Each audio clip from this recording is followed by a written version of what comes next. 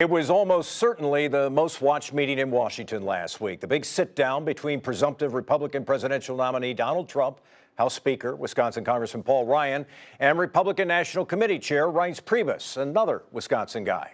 Afterwards, Ryan called it a good first meeting. He's a very warm and genuine person. Like I said, I met him for like 30 seconds in 2012, so we really don't know each other. Ryan, of course, said almost 2 weeks ago that he wasn't ready to support Trump, at least not yet.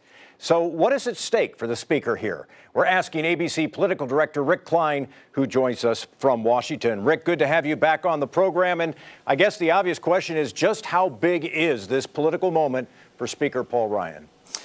This could be the biggest moment of his young career as House Speaker. He holds the keys to the kingdom for the Republican Party that's trying to unite. There is no single human being out there, not even the former candidates, who can do more to unite the party behind Donald Trump than Paul Ryan. That's how big his credibility is. That's how big his influence is. And the fact that he's focused on policy and looking to have commitments from Donald Trump about what a Trump administration would look like, there aren't many Republicans or Democrats who could get away with dictating terms like that to Donald Trump. So the fact that Mr. Trump traveled to Washington to meet with him and is engaged in this conversation is a sign of the power that Paul Ryan holds at this moment. Does Speaker Ryan have any good options here?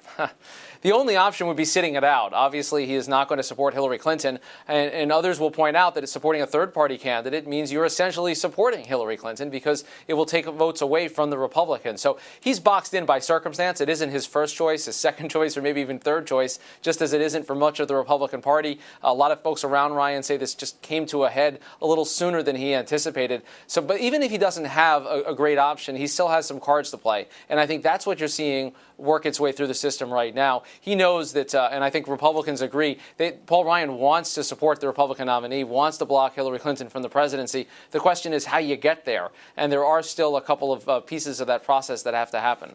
Take us inside Ryan world, or take us inside circles in Washington. How difficult is it for Paul Ryan to get on board the Trump train, as they call it? I noticed in the statement they issued on Thursday, they said they had only a few differences, but those differences are pretty significant. Trade, tax policy, foreign policy, immigration, maybe even in the powers of the presidency. I mean, that's not small stuff, is it? And just as people, you could not create two more different Republicans than Donald Trump and Paul Ryan in terms of upbringing and attitude and their approach to governance and campaigning. They are diametrically opposed in just about every way conceivable. So this is a forced marriage, to say the least. But I think the discomfort that you're feeling is something that Paul Ryan has been pretty effective at bridging, that he has enormous credibility among conservatives, among moderates, establishment folks. He was literally the one person that could be elected Speaker of the House a few months back, as you recall, and people are still looking at him as a policy leader, as a political leader,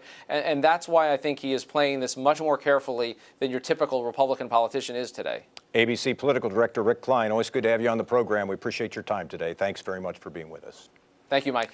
And our editorial partner, WisPolitics.com, will keep you covered on all the big races in Wisconsin in 2016. Just check out the election blog at WisPolitics.com. When we come back, the blog that's likely to generate buzz in education circles. And for political news throughout the week, be sure to follow me at Mike Boucher on Twitter.